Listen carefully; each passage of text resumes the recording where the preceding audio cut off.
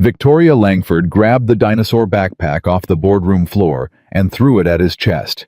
"Get this garbage out of my building!" The plastic dinosaur clattered against the marble. 30 executives froze. The single father in the worn denim jacket didn't shout, didn't bend to pick it up. He just looked at her and said 6 words that would end her. "You shouldn't have done that, Victoria." She laughed in his face. In 4 minutes, she'd stop laughing forever. Comment the city you're watching from so I can see how far this story travels, and subscribe now. Because the moment this man reveals who he really is, you'll wish you'd never blinked. The backpack hit the floor and skidded until the plastic dinosaur zipper pull stopped spinning against Victoria Langford's $4,000 shoe. "Pick it up," she said, "and get out." Michael Carter did not pick it up. He looked at the little bag his daughter had packed for him that morning, the granola bar inside it. The drawing folded in the front pocket. The dinosaur she'd zipped on herself because it protects you, Daddy. And then he looked back up at the woman who had just thrown it across a boardroom. "You shouldn't have done that," Michael said quietly. "Victoria, it's Miss Langford," she snapped. "And I'll do whatever I want in my own building to whatever stranger walks off the elevator carrying a child's toy into a $4 billion strategy meeting." She turned to the table, arms wide, playing to her audience of 30. "Does someone want to explain to me how this happened? How does a man dressed like he's here to fix the drywall get to the 41st floor?" Nobody answered. Michael crouched. Slowly. He picked up the backpack, dusted off the dinosaur with 2 fingers, and stood back up. He didn't hurry. That was the first thing that started to unnerve them. Not what he said, but how unbothered he was, like a man who'd walked into 100 rooms exactly like this one and watched them all end the same way. "May I have 5 minutes?" he asked. Victoria laughed. It was a real laugh, sharp and delighted, the laugh of a woman who couldn't believe her luck at being handed such a perfect little morning show. 5 minutes. She shook her head. "No. You may have 30 seconds, and only because I'm curious what a man like you thinks he could possibly say to a room like this." "That's generous," Michael said. "I know." He set the backpack down on the empty chair against the wall carefully, the way you set down something that matters, and he faced the table. "My name is Michael Carter," he said. "I've spent the last 14 months working inside this company." "Doing what?" someone muttered. "Cleaning it." A couple of the executives laughed. Michael let them. "Watching," he said. "Listening. Reading 3,000 internal emails and 411 letters." Victoria's smile didn't move, but her head tilted a fraction of an inch. "What letters?" "We'll get to the letters." "No." She stepped toward him. "We won't get to anything because your 30 seconds are almost up, and then Dave here is going to walk you out the same way he should have kept you from walking in." She glanced at the guard by the door. "Dave, get ready." Dave, the same guard from the lobby, the one who'd frowned at his screen an hour ago and couldn't figure out why the name Michael Carter had turned that screen a different color, did not move toward Michael. He stayed exactly where he was, and he looked of all things like a man watching a car roll slowly toward a cliff. "Ma'am," Dave said, "maybe you should hear him out." The whole room turned to look at the guard. Victoria blinked. "Excuse me, Dave shifted his weight. When he checked in downstairs, his name came up on the system. It came up red, ma'am. I've worked here 9 years. I've never seen a name come up red. "Red means restricted," said the young woman in the cardigan near the back, the one nobody had ever noticed before the note-taker, the one whose name half the room didn't know. Her voice shook, but she said it anyway. "It doesn't mean restricted. Red means do not question, do not delay, escalate immediately. I processed the access tiers last spring. Red is the highest clearance level in the entire chateau." "Thank you," Victoria said in a voice that could freeze a river. "I don't recall asking the intern to lecture the room on security protocols." She turned back to Michael, and now for the very first time there was something underneath the contempt. A hairline crack. "Who are you?" Michael didn't answer that. Not yet. Instead, he reached into the inside pocket of his denim jacket, pulled out a single folded sheet of paper, and set it on the table. He slid it toward the center with 2 fingers. "Before your 30 seconds run out," he said, "I want to read you something. Not from me. From one of your own employees. A woman named Anita Ruiz. She worked in your Cleveland distribution center for 11 years. "I don't know her," Victoria said. "No?" Michael agreed. "You don't." He unfolded the paper. His hands were steady. The room, without anyone deciding to, had gone completely silent. "She wrote this 8 months ago," Michael said. "She didn't send it to a lawyer. She didn't send it to the press. She sent it to a suggestion inbox that everyone in this building assumes nobody reads." He looked up. "I read it." And he began. "Dear whoever gets this, I have worked here 11 years. I have never once been late. In March, my son got sick, really sick, the kind of sick where you sleep in a hospital chair, and I called out for 2 days. When I came back, my supervisor told me I'd been written up. I asked how that was possible with a hospitalized child. He told me, and I am writing this down exactly the way he said it, nobody up top cares about your kid. To them, you're a number, and the number was absent." Michael lowered the paper. "She's right," he said. "That's exactly what she is to the people in this room. A number. That's the whole philosophy of this company as it's currently run. And 10 minutes ago, you stood up in front of 30 of your best people, and you proved it. You looked at a man in old clothes holding his daughter's backpack, and you decided in 2 seconds flat that he had no value." He folded the letter and slid it back into his jacket. "I want to thank you for that, Victoria. I really do. Because I needed to see it with my own eyes. And now, I have." For one long moment, nobody in conference room A breathed. Then Victoria Langford recovered the way sharks recover by moving forward. "That was a lovely piece of theater," she said. "Really, if we ran a daytime television network, I'd give you a slot." She planted both hands on the table. "But here's what actually just happened. A man with no appointment, no badge, and no business being here talked his way onto a secure floor, disrupted a meeting that will decide the direction of a $4.2 billion corporation, and read us a sob story from a warehouse worker who got written up for missing shifts. That's not a scandal. That's management." She straightened. "Dave, this time I'm not asking. Remove him or clean out your desk." Dave looked at the floor. "Ma'am, I really don't think." "Now, Dave." And that was the moment the door opened. David Reyes, the chief financial officer. 20 years at the company, the steadiest, dullest, most reliable man in the entire building walked in without knocking. He was carrying a black leather folder so thick it was bound with a rubber band. His face was the gray of old newspaper. "Nobody," David said, "is removing anybody." Victoria turned. "David, I don't know what's gotten into everyone this morning, but I am in the middle of—" "Victoria." David set the folder down on the table with a heavy final thud. "I need to ask you a question, and I need you to think very carefully before you answer it, because I promise you the next 60 seconds are going to matter more than anything else you do this year." He looked around the room. "That goes for all of you." The executives went still. David turned to face the table fully. "I'm going to ask a simple question. Does anyone in this room, anyone actually know who Michael Carter is?" Silence. "No." David's voice cracked slightly. "Nobody. 22 people at this table making an average of $400,000 a year, and not one of you recognizes that name." "He's a vendor," Victoria said, but the certainty had leaked out of her voice like air from a slow tire. "He's a contractor with a flair for drama. David, what is this?" David Reyes pulled the rubber band off the folder. 14 months ago, he said. "I got a call, late, 10:30 at night, from a private number." He opened the folder. "The man on the other end told me he was going to embed someone inside this company. Quietly. No fanfare. Somebody who'd move through the building the way an ordinary person moves through it, invisible.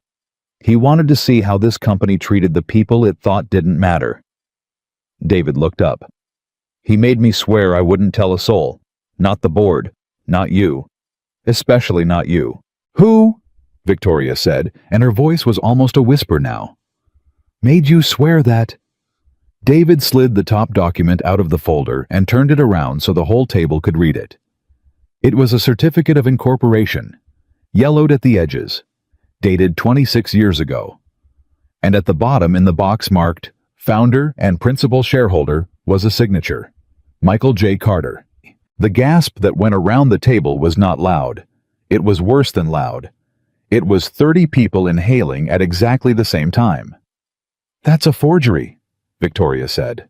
It's the founding document of Langford Global, David said. The company was called Carter Logistics for the first 6 years before the merger, before the rebrand, before you were ever hired. He built it. Out of one leased truck and a 2-bedroom apartment where he raised a daughter by himself after his wife passed. David pulled out a second document, a shareholder registry.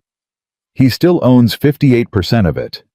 He is the largest single shareholder in this corporation by a factor of 9.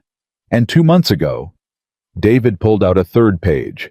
The board of directors, in a closed session that you were not invited to, unanimously reinstated him as chairman. The word chairman landed in that room like a body hitting the floor. Victoria Langford turned very slowly to look at the man in the denim jacket. The man she had mocked. The man whose daughter's backpack she had thrown across the floor 30 minutes ago. The man she had told in front of everyone, "You're not valuable here." Michael looked back at her. His face held no triumph. That was the strangest, most terrible part. There was no gotcha in it. Just a deep, patient, bone-tired sadness. "You're the chairman," Victoria said. It wasn't a question. It was a woman reading her own obituary out loud. "I'm the chairman," Michael said. "You." She put a hand on the back of a chair to steady herself, and then instantly took it away, because Victoria Langford did not let a room see her need to be steadied. This was a test, this whole thing. You walked in here dressed like that you brought a backpack. You let me— I didn't let you do anything, Michael said. You did that all on your own. That's the point of a test, Victoria. If I told you I was watching, you'd have performed. Everybody performs when they know the boss is in the room.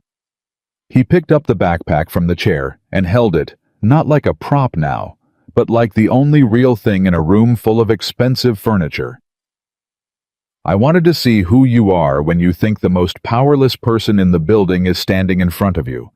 Because that's who you actually are. That's who runs this company when the cameras are off and the shareholders aren't looking. He nodded slowly. And now I know. Michael. She caught herself using his first name and hated it. Chairman Carter. If I had known, I know you would have treated me differently if you'd known, Michael said, and for the first time, a thread of steel came into his quiet voice. That's exactly the problem. You'd have pulled out my chair. You'd have offered me coffee. You'd have laughed at my jokes and complimented my daughter's little dinosaur and told me what an honor it was. He shook his head. It was never about whether you'd be kind to the chairman. Of course you'd be kind to the chairman. It was about whether you'd be kind to a man. And you failed.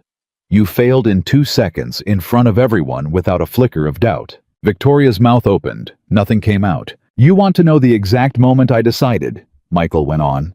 It wasn't when you told me I wasn't valuable. I've been told that before. When you build something from nothing, plenty of people tell you you're nothing. He looked down at the backpack. It was when you threw this. My daughter is 6 years old. She stood on a kitchen chair this morning to reach the top shelf so she could pack me a granola bar because she heard me on the phone last night, and she was worried Daddy might have a hard day at his big meeting. His jaw tightened. And you threw it across a marble floor to make a room full of people laugh. The young woman in the cardigan was crying. Quietly, one hand pressed to her mouth. She wasn't the only one. Chairman Carter, said one of the executives, a slick silver-haired man named Preston, who ran the East Coast Division and had laughed the loudest half an hour ago. On behalf of all of us, I want to say how deeply honored we are that you would— Sit down, Preston, Michael said without even looking at him. You laughed too. I heard you. Preston sat down. Michael turned back to David. You have the rest. I have all of it, David said grimly. He upended the folder and paper spread across the polished table like a hand of cards. 14 months. 411 employee letters, every one of them read logged and cross-referenced. He put his hand flat on the pile. Falsified safety inspections at 3 distribution centers. Wage theft, systematic deliberate from overtime workers who were told to clock out and keep working. A supervisor in Phoenix who's the subject of 9 separate harassment complaints, none of which ever left this building, because the woman who was supposed to investigate them reports directly to... David lifted his eyes to Victoria. To you. I never saw those complaints, Victoria said. Too fast. You signed the memo that told HR to route them through legal first, David said. Legal buried them. That's on paper, Victoria. It's all on paper. He didn't have to find the corruption in this company.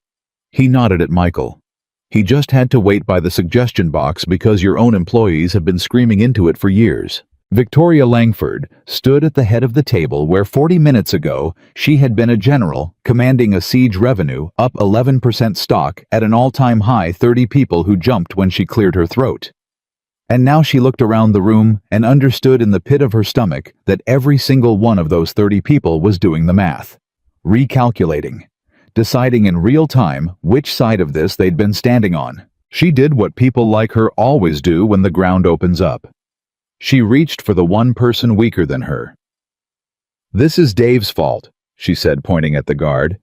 He let a stranger onto a secure floor. He violated protocol. If anyone should be... Dave tried to stop you 3 times, Michael said. I counted. He was the only person in this building this morning who treated me like I might be worth listening to. He looked at the guard. Dave, downstairs. You almost said something to me at the desk. What was it?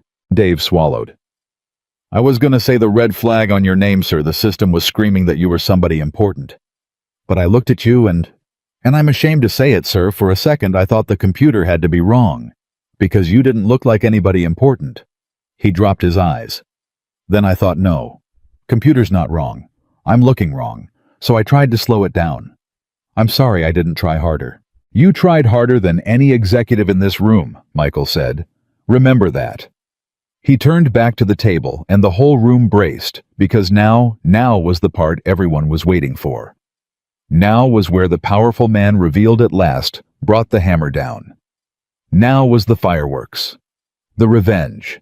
The 41 floors of people who'd whispered and laughed getting exactly what they had coming. Michael Carter set the backpack on the table, unzipped the front pocket, and took out a child's drawing, folded into a small square. He unfolded it. He looked at it for a moment. Then he turned it around and held it up so the room could see. It was a crayon picture. A tall stick figure in a blue jacket, holding the hand of a small stick figure with pigtails. Above them, in the wobbly capital letters of a 6-year-old, it said, My daddy is the strongest. She thinks I'm the strongest, Michael said quietly. Not because of any of this. He gestured at the folder, the documents, the 58%, the boardroom, the $4 billion.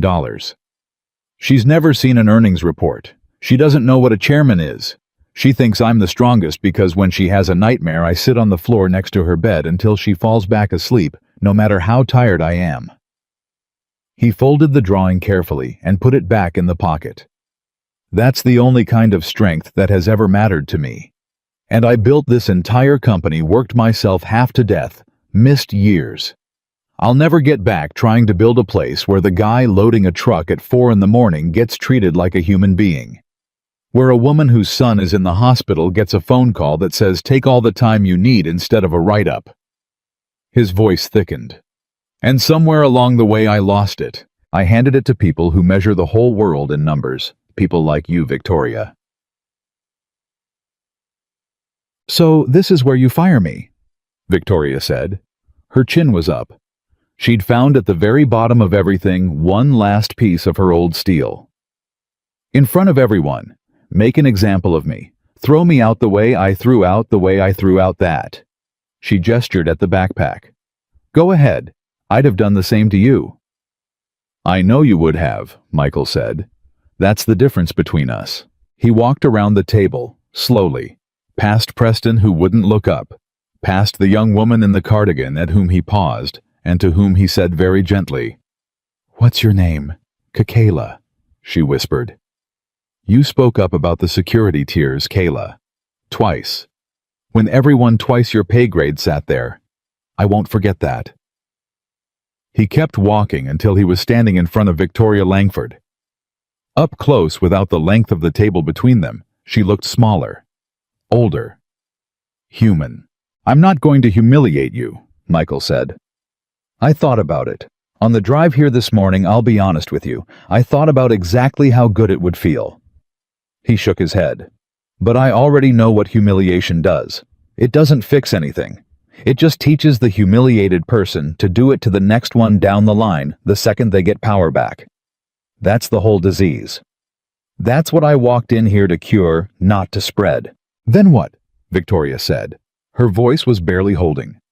"What are you going to do with me?" "I'm going to give you the one thing you refused to give me," Michael said. "A fair process. You're suspended effective now pending a full independent investigation into everything in that folder. If the investigation clears you, you keep your job. If it finds what David and I already know it's going to find, you'll answer for it the same way any of your warehouse workers would answer for stealing a fraction of what's been stolen from them." He held her gaze. "That's not cruelty, Victoria. That's accountability. You never learned the difference. I'm going to give you the chance to." Victoria Langford stared at him, and something in her face, some old buried 20 years ago thing, cracked all the way open. "I was you," she said suddenly. The words seemed to surprise even her. 30 years ago. Nobody in the room. Cheap suit. I clawed my way up from a call center in Toledo, and I swore I'd never be powerless again. And somewhere, She stopped. Her hand came up to her mouth. "Oh God, when did I become the person I built a wall against?" "That," Michael said softly, "is the first true thing you've said all morning." He picked up the backpack. "Go home, Victoria. Sit with it. Cooperate with the investigation. And if there's still a person in there under all of this," he nodded at the suit, the office, the empire, "maybe you come back better. I'd like that. I'd rather redeem a person than break one. But that's up to you now." She turned. She walked to the door. At the threshold she stopped, and without turning around, she said in a voice scraped raw, "For what it's worth, I'm sorry I threw your daughter's backpack." "I know," Michael said. "Tell her yourself someday. She forgives faster than I do." And Victoria Langford walked out of the boardroom she used to rule. The door clicked shut. And for a moment, 30 of the most powerful executives in America sat in total silence around a table, covered in the evidence of everything they'd let happen on their watch. Michael Carter picked up his daughter's backpack, slung it over his shoulder, and looked at every one of them. "I know what most of you are thinking," he said. "You're thinking, thank God it wasn't me. You're thinking about how fast you can make me forget." You laughed. He set his jaw.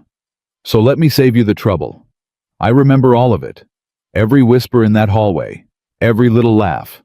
And starting tomorrow morning, I'm going to go through this company floor by floor, letter by letter, name by name, the people who were cruel and the people who were kind, and I promise you both lists are going to matter." He walked toward the door.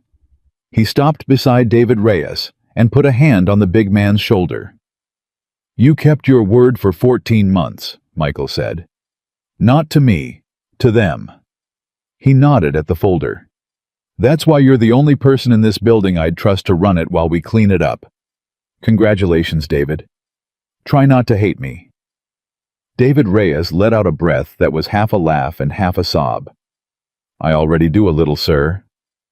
"Good," Michael said. "That's how I'll know you're honest." He reached the door, and there he paused, the plastic dinosaur zipper pull swinging against his hip, the same swing that had made half the room snicker 40 minutes ago. He looked back at Kayla in her cardigan. 9 o'clock tomorrow, he said. "My office. Bring your ideas about those access tiers. I've got a feeling you see this company more clearly than anyone twice your salary." He almost smiled.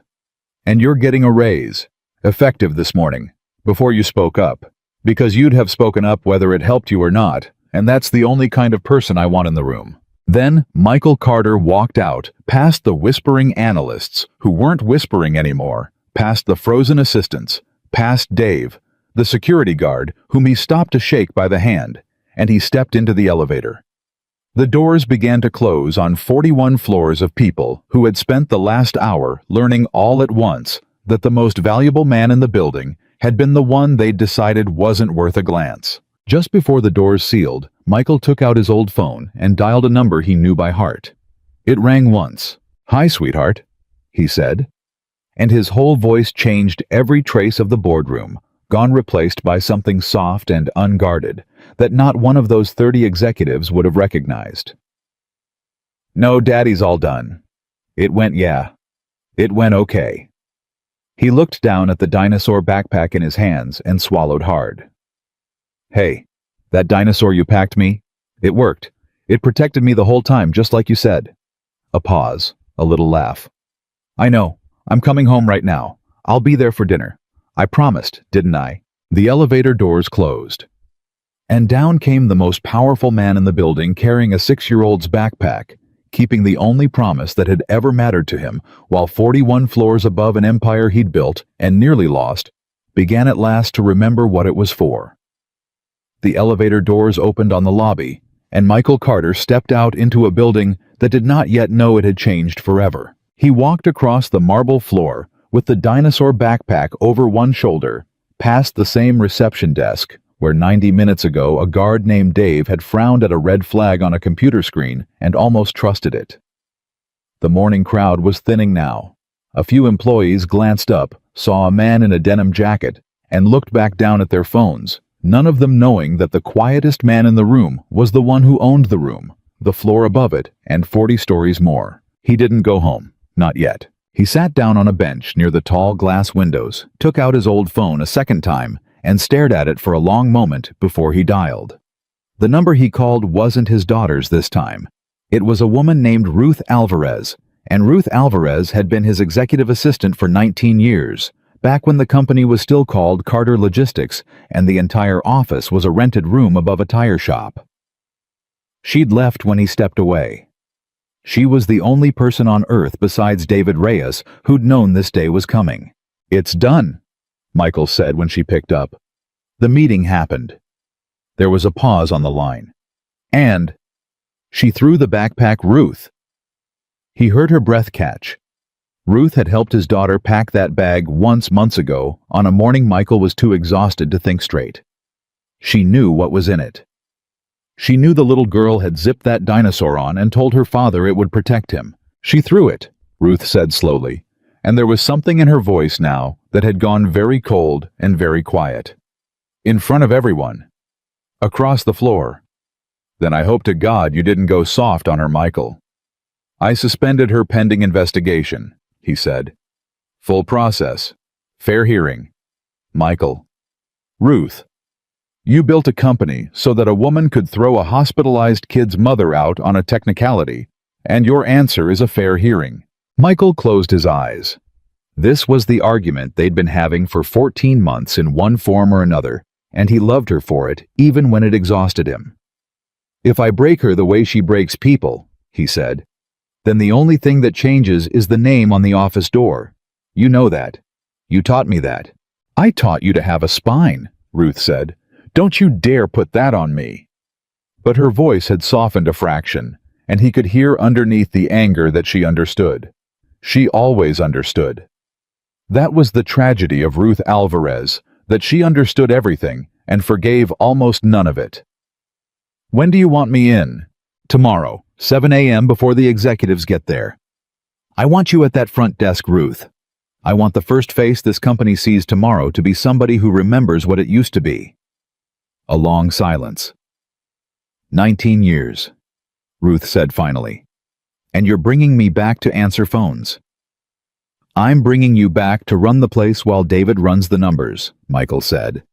"Answering phones is just where you'll pretend to sit while you do it."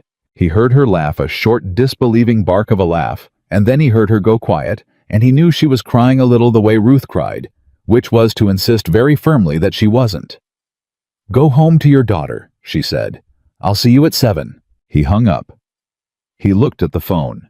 It was 10:47 in the morning, and he had a promise to keep about dinner that was still hours away, and he realized sitting on that bench that he did not know what to do with himself in the middle of a weekday, for the first time in 14 months. The undercover life was over. The waiting was over. And the thing that came after the waiting, the actual repair, the slow, ugly work of fixing what 411 letters had described that hadn't started yet. He almost left.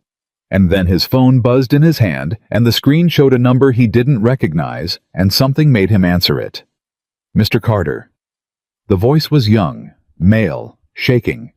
Am I talking to Michael Carter? Who is this? My name's Danny Ortiz. I worked in the Phoenix distribution center. I got your number from, it doesn't matter where I got it. The kid was talking too fast, the words tumbling. I heard what happened this morning, upstairs. Somebody texted the whole floor. They're saying you're the that you own. Is it true? Are you really? It's true, Michael said quietly. The line went silent. Michael could hear the young man breathing. Danny, Michael said. You still there? I filed a complaint, Danny said, and now his voice broke completely. 14 months ago, about my supervisor, about what he was doing to the women on the night shift. I filed it, and I filed it, and I filed it, and every time somebody in legal told me there wasn't enough to act on, and then 3 months ago they cut my hours to nothing. So I'd quit, and I did. I quit because I had rent, and I've spent every day since then thinking I was crazy. Thinking maybe I made it up. Maybe it wasn't as bad as He stopped. Was it real? Did anybody ever actually read it? Michael Carter sat very still on the bench in the lobby of the company he'd built. Danny, he said. Complaint number PHX-4491. Filed February of last year. 9 paragraphs. You described 3 separate incidents by date. You named a witness, a woman named Carla, who was afraid to come forward. You wrote at the bottom, and I'm quoting you exactly because I've read it more times than you'd believe you wrote. I know I'm nobody here, but these women are somebody to me. The sound that came down the line then was not quite a word. It was a young man in his 20s, standing somewhere Michael couldn't see, breaking apart with 14 months of being told he was crazy, suddenly lifting off his back all at once. Somebody read it, Danny whispered. I read it, Michael said. And your supervisor is the reason I walked into that building 14 months ago in the first place.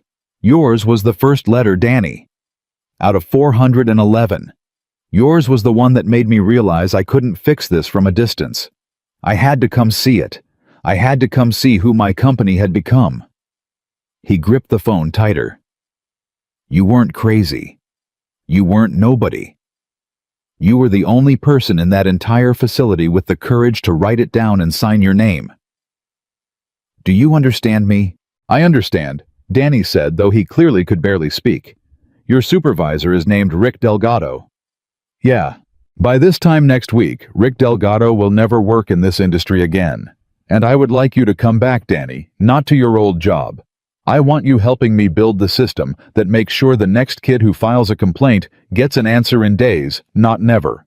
I'll pay you what an executive makes to do it, because it's executive work, and because you already proved you'll do it whether it costs you or not. Michael paused. But only if you want it. You don't owe this company a thing. It owes you. There was a long silence. Can I call you back? Danny said finally, his voice thick. I have to tell Carla. She's still there. She's still on the night shift with him. I have to tell her somebody's coming. Tell her somebody already came, Michael said. And Danny, give me Carla's last name before you go. Rick Delgado is not going to be on that floor tonight. I'll see to it in the next hour. The kid gave him the name. Then he hung up, and Michael sat with the phone in his hand and looked out at the tall windows, and for the first time in 14 months of stored-up anger, he let himself feel how much of it there was. He did not go home yet. Instead, at 11:02 in the morning, he stood up, walked back to the elevator, rode it to the 41st floor a second time, and walked into an executive suite that had emptied out like a struck anthill. The strategy meeting had dissolved into clusters of terrified whispering. Preston, The silver-haired East Coast man who'd laughed the loudest was on his phone in a corner. And when he saw Michael step off the elevator, he ended the call so fast he nearly dropped it. David Reyes met him halfway across the floor, still gray, still holding the black folder like it might detonate. "Rick Delgado," Michael said. "Phoenix, night shift supervisor. I need him off that floor before his shift starts tonight, and I need a woman named Carla Mendez protected, transferred, and given a direct line to your office. Not legal's office, yours. Can you do that in the next hour?" David didn't ask a single question. That was the thing about David Reyes that Michael had bet 14 months on and won. "I can do it in the next 20 minutes, he said, and turned toward his office. "David." The CFO stopped. "When you get Carla on the phone," Michael said, "you tell her Danny didn't stop. You tell her he called every week. You tell her he never once believed she was making it up." Michael's jaw was tight. "She's been on that floor for 14 months thinking the only person who believed her disappeared. Fix that first. The transfer can wait 10 minutes. The believing can't." David Reyes looked at his chairman for a moment, and something passed over the big man's tired face, a kind of grief maybe, for all the mornings he'd sat in that boardroom and let the numbers do the talking, while letters like Danny's rotted in a legal inbox. "Yes, sir," he said quietly, and this time when he walked away, he walked faster. It was 11:09. Michael turned and Preston was standing there. "Chairman Carter." The man had recovered his voice, and worse his smile. The smooth, practiced country club smile of a man who had talked his way out of 100 rooms. "I just want to say personally, before anything else happens today, I think what you did this morning was extraordinary. A masterclass. Truly. The way you exposed Victoria's her character. I mean, some of us have had concerns about her leadership style for years, and to finally see..." "Preston," Michael said, "how long have you run the East Coast Division?" Preston blinked at the change of subject. 9 years. Best performing region in the company, I might add. My numbers... Your numbers are excellent, Michael agreed. I've read them. I've also read the letters from your division. He watched the smile stiffen at the edges. 23 of them. That's the second highest of any region in the company. Do you know which region is highest? Preston's face had gone very still. Phoenix, Michael said. Rick Delgado's Phoenix, the one I'm firing today. He let that sit. You came in second, Preston. In a contest, nobody wants to win. And the thing about your letters is they don't describe one bad supervisor.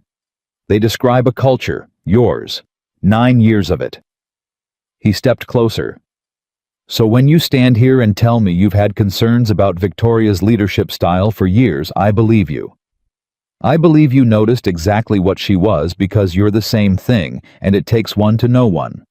The only difference is, she said it out loud in a boardroom, and you said it in the parking lot where it couldn't be recorded. The smile was gone now, completely gone. You can't prove... I can prove all of it, Michael said. It's in the folder. You're suspended too, Preston, same as Victoria. Same fair process I gave her, which is more than you gave the people who wrote those 23 letters. He turned to go, then stopped. The difference between you and Victoria is that when the ground opened up under her this morning, she said something true at the very end. She said she'd become the thing she once built a wall against. I don't know yet if she meant it, but she said it. He looked at Preston. You've been standing here for 2 minutes trying to figure out how to survive. That's the difference. That's the whole difference. Go home. He left Preston standing there and walked toward David's office, and it was 11:14, and the anthill of the 41st floor had gone completely silent because every single person on it had just watched the chairman take down the second most powerful executive in the building in under 3 minutes without ever once raising his voice. He found Kayla, the young woman in the cardigan, the note-taker, the one who'd spoken up about the security tiers, standing frozen outside David's office, clutching her laptop to her chest. Kayla. She jumped. Mr. Chairman, sir. Michael's fine. He stopped in front of her. You still coming to my office tomorrow at 9s? She swallowed. I didn't know if you were serious, about the raise, about any of it. People say things when it's a big moment, and then the next day, The next day they forget, Michael finished. Yeah, I know. That's what this whole company's been running on. People forgetting the next day. He shook his head.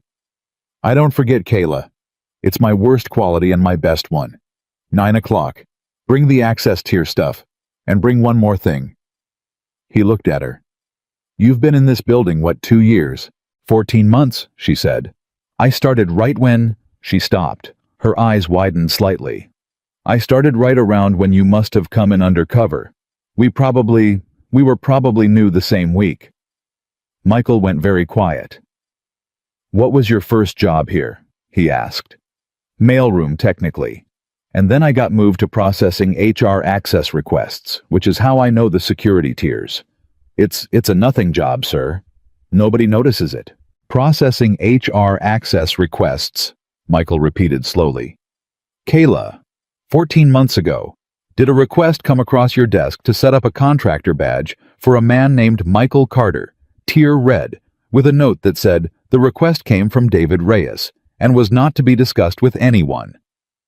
The color drained out of Kayla's face. That was you, she whispered. I set up your badge. I'm the one who I processed it. I remember it because it didn't make sense, a contractor with red clearance, and I almost flagged it. I almost sent it to my supervisor, and something told me not to. Something told me to just let it through. She stared at him. If I'd flagged it, you'd have been exposed, Michael said. On day one, the whole thing would have fallen apart before it started. He looked at her for a long moment. You've been protecting this without knowing it for 14 months. You made the call that let me see everything I needed to see. And then this morning you made the call to speak up in a room full of people who could have ended your career for it. He shook his head slowly. You keep making the same call, Kayla, over and over, when nobody's watching and when everybody is. That's not luck. That's who you are, Kayla Reyes. And it was only in that moment, seeing her badge up close, that Michael registered the last name stood in the hallway with tears running down her face, and no idea what to say. Michael saw the badge at the same time she saw him see it. Reyes, he said slowly. He turned. Through the glass wall of the office behind him, David Reyes was on the phone, gray-faced, saying the words, Danny never stopped believing you to a woman named Carla, 1,800 miles away. David's your uncle, Kayla said quickly. He got me the mailroom job. That's the thing I didn't want to say, sir, because I know how it looks. Nepotism. The CFO's niece. That's why I've kept my head down for 14 months because I didn't want anyone to think the only reason I'm here is... Does David know you spoke up this morning? Michael asked. No, it happened so fast. He came in with the folder and everything just... Then let's go tell him, Michael said, and for the first time all day, something like warmth came into his voice. Because I've got a feeling that man has been carrying a secret for 14 months about how proud he is of a niece he wasn't allowed to help, and I think today's a good day to put some things down. It was 11:21 in the morning. He walked her into David's office, just as David was hanging up the phone, and David turned and he saw the two of them standing there together, and something in the big man's face just folded. Kayla, David said. What are you... She spoke up, Michael said. In the meeting. When Victoria had me one word away from being thrown out, your niece was the only person at that table who stood up and told the room the truth about the security tiers. She risked her whole career to do it, and she did it not knowing who I was. She did it because it was right. David Reyes looked at his niece. You did that, he said. His voice had gone rough. In front of Victoria, Kayla, she could have... Do you know what she could have? I know, Kayla said. I did it anyway. And David Reyes, Chief Financial Officer, 20-year man, the steadiest and dullest and most reliable person in the entire building, crossed his office in 3 steps and pulled his niece into a hug so hard it lifted her off the floor. And over her shoulder, he looked at Michael Carter with an expression that no earnings report had ever put on his face. I couldn't help her, David said, still holding on. For 14 months. You made me swear I wouldn't tell anyone anything. And I couldn't even... I watched her eat lunch alone in the break room, keeping her head down. thinking nobody saw her, and I couldn't say a word because I was protecting your secret, and I—" His voice cracked. "You have no idea what it costs to keep a secret from your own family." "Yeah," Michael said quietly. "I do. I've kept one from my daughter for 14 months about who her father actually is." He looked at the two of them. "Today, we all get to stop keeping secrets. That's what today is. That's the whole point of today." It was 11:24, and the three of them stood in that office, and for a moment nobody said anything at all, and it was the good kind of nobody saying anything, the kind the 41st floor hadn't held in years. Then Michael's phone rang. He looked at the screen. It was the school. His whole body changed. The chairman evaporated. What was left was a single father looking at a phone that said his daughter's elementary school was calling him at 11:24 on a Tuesday morning. And every parent knows that feeling, the one where the floor drops out, and Michael Carter, who owned 58% of a $4 billion corporation and had just dismantled two of the most powerful executives in America before lunch, answered that phone with a hand that was suddenly not steady at all. "This is Michael Carter." "Mr. Carter, hi, this is Nurse Bishop from Lincoln Elementary. I don't want you to worry, Emma's okay." "What happened?" "She's okay. She just took a little tumble on the playground, and she's got a bump on her forehead, and she's asking for you. She's fine. I promise. But she's pretty upset, and she keeps saying she needs to make sure her dinosaur protected you today. She won't calm down until she sees you. I know it's the middle of a workday." "I'm coming," Michael said. "I'm 15 minutes out. Tell her—" His voice caught. "Tell her the dinosaur worked. Tell her it protected me all day, and I'm coming to say thank you in person. Tell her that exactly." He hung up. He looked at David and Kayla. "My daughter fell," he said. "She's okay. But I have to go. Right now." "Go," David said instantly. "Go, we've got it, go." Michael was already moving toward the door. Then he stopped, and he turned back, and even in the middle of a father's panic, some part of him that had waited 14 months for this day would not let it end without one more thing. "David, Delgado, Carla, it's handled." "Delgado's badge is deactivated as of 9 minutes ago," David said. "Security's walking him out of the Phoenix facility right now. Carla's being transferred to day shift effective tomorrow, and I gave her my personal cell. She cried for 10 minutes, Michael. 10 minutes. She said she'd been waiting for someone to come for 14 months, and she'd stopped believing anyone would." Michael stood in the doorway with his daughter's backpack over his shoulder and his car keys already in his hand. "That's the whole thing, isn't it?" he said quietly. 14 months. Danny waited 14 months. Carla waited 14 months. Your niece kept her head down for 14 months. That's how long it took me to walk in and do something a decent person would have done on day one. He shook his head. "I keep wanting to feel good about today. And I can't. Because all today proves is how long good people will wait in the dark before somebody finally turns on a light." "You turned it on," David said. "I built the room that needed it," Michael said. "Don't let me off easy, David. Ruth won't. Don't you either." He turned to go. 7 a.m. tomorrow. Ruth Alvarez is coming back. She's going to be at the front desk, and she's going to terrify everyone, and it's going to be the best thing that's happened to this company in a decade. Be nice to her. She raised me more than she'll admit." And then he was gone. Moving fast now, the dinosaur backpack bouncing against his shoulder as he crossed the 41st floor for the last time that day passed. Preston, still frozen by the window, past the clusters of whispering executives who parted in front of him like water, and none of them mattered. Now, not the empire, not the 4 billion, not the 2 careers he'd ended before lunch, because a 6-year-old had a bump on her forehead and was crying 18 minutes away, and that was the only number in the entire world that meant anything. It was 11:31 when the elevator doors closed on him.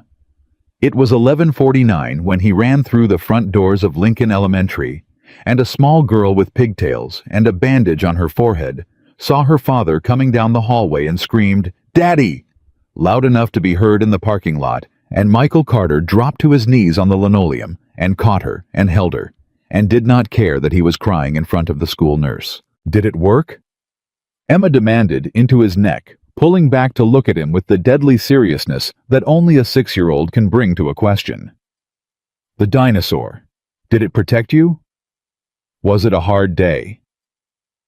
Michael Carter looked at his daughter's face, the bump on her forehead, the worry in her eyes that was even hurt more about him than about herself.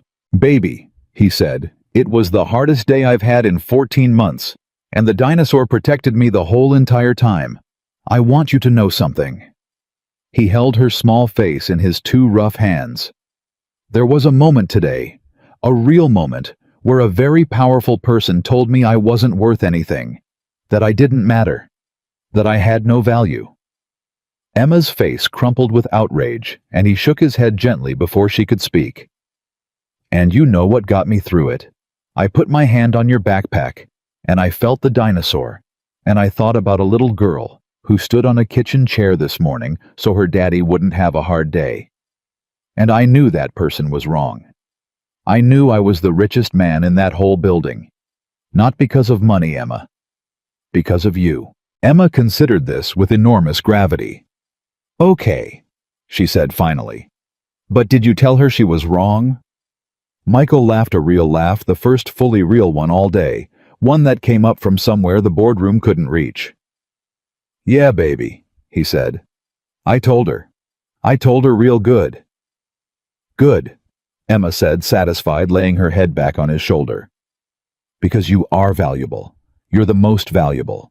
You're the strongest daddy. And Michael Carter knelt on the floor of an elementary school, holding his daughter, and it was 11:51 in the morning, and 18 miles away, an empire he'd built was beginning the long, slow work of remembering what it was for. And here, right here on the linoleum, with a bandage and a backpack and a 6-year-old's arms around his neck, was the only board meeting that had ever mattered, the only shareholder whose opinion he'd ever really needed. And she had just told him he was the most valuable man alive. And for the first time in 14 months, Michael Carter let himself believe it. Behind him, the school nurse quietly wiped her eyes and pretended to file something. And Michael held on and did not let go, and did not once think about the 411 letters, or the 2 suspended executives, or the empire waking up downtown, because for the length of that hug, there was only Emma. Only the promise he'd made that morning about dinner. Only the small, warm weight of the single most important reason he had ever done any of it at all. He kept the promise about dinner. That night, Michael Carter sat at a small kitchen table across from a 6-year-old with a bandage on her forehead, and he cut her chicken into pieces too small to choke on. And he listened to a 15-minute report about a boy named Tyler who ate glue, and not once did he check his phone, even though his phone had buzzed 41 times between the school and the front door. He put Emma to bed at 7:45. He sat on her floor until 8:10, the way he always did, until her breathing went slow and even.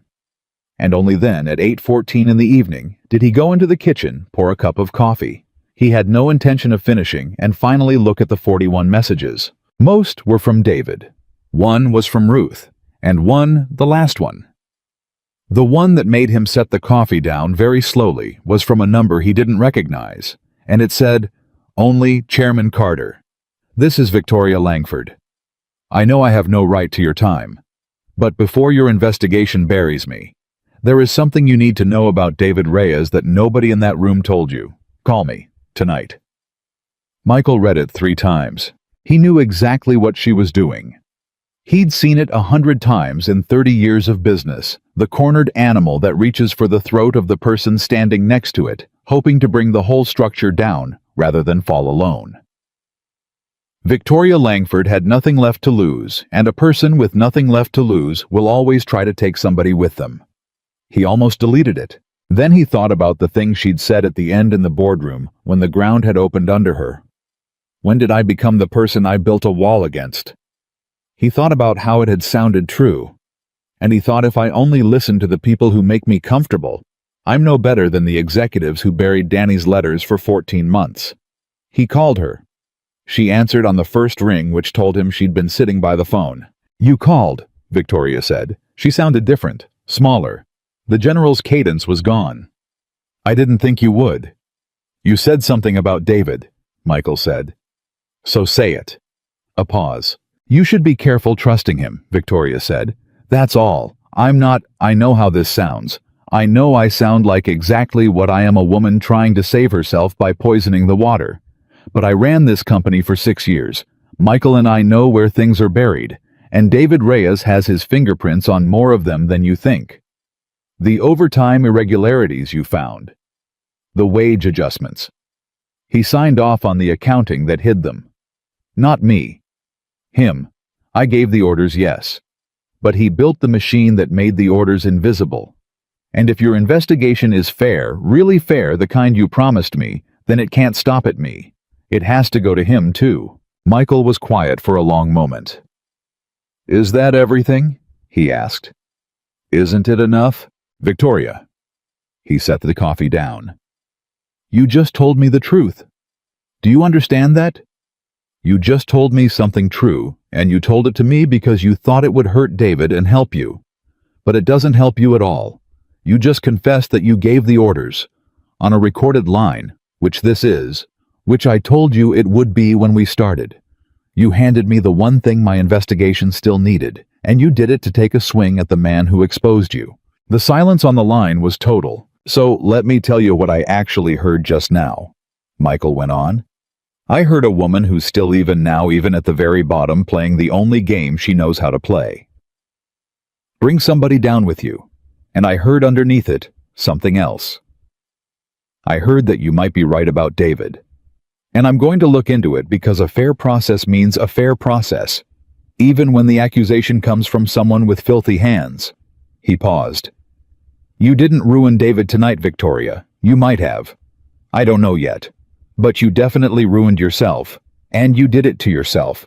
And I want you to sit with the fact that even when you were reaching for a lifeline, your hand closed around somebody's throat instead. That's the thing you have to fix, not your job. That. He heard her breathing. He heard very faintly what might have been the beginning of tears and might have been fury, and with Victoria Langford, it had always been impossible to tell where one ended and the other began.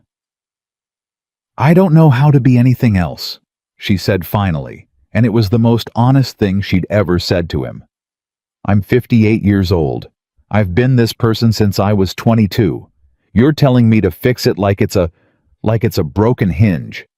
I don't know how. I know you don't, Michael said, and his voice softened, because this was the part Ruth would never understand about him, the part that made her call him soft. That's why I didn't fire you on the spot. Firing you would have been easy. It would have felt good, but it would have just sent you out into the world to be exactly this to the next set of people. I don't want to be one more person who threw you across a floor. He closed his eyes. The investigation is going to hurt Victoria. It should. But when it's over, if there's a person left standing who actually wants to be different, call me. Not to save your job. To start over. I've rebuilt harder things than a person from worse than this. He hung up before she could answer, because he'd learned a long time ago that some things you have to say and then leave, or the other person will argue you out of meaning them. It was 8:41 in the evening, and Michael Carter stood in his kitchen with cold coffee and a new problem, because whether or not Victoria had meant to poison the water, she'd said something he now could not unhear, and the man she'd said it about was the same man he'd just put in charge of the entire company. He called David. Michael. David picked up, sounding exhausted and relieved at once. How's Emma? Kayla told me she fell. I've been thinking about her all.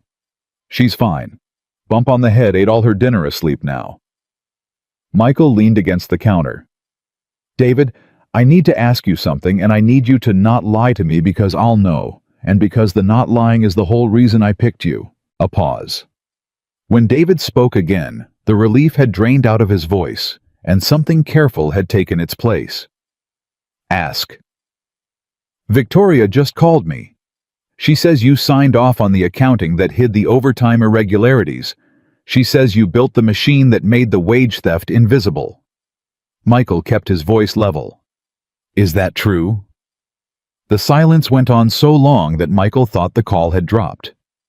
Yes, David said. Michael closed his eyes. I signed off on it, David said, and his voice had gone flat and steady. The voice of a man who'd been waiting 14 months to say this, and had rehearsed it, and still hated every word.